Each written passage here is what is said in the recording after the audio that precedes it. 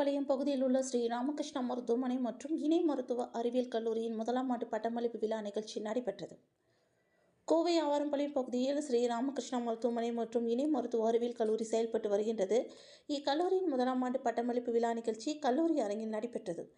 இந்த விழாவில் கங்கா மருத்துவமனையின் தலைவரும் பிளாஸ்டிக் அறுவை சிகிச்சை, தீக்காயங்கள் மற்றும் அறுவை சிகிச்சை துறை தலைவருமான மருத்துவர் ராஜ சபாபதி மற்றும் SNR சன்ஸ் அறக்கட்டளையின் நிர்வாக அறங்காவலர் சுந்தர் ஆகியோர் இணைந்து மாணவ மாணவியர்களுக்கு பட்டங்களை வழங்கினார்.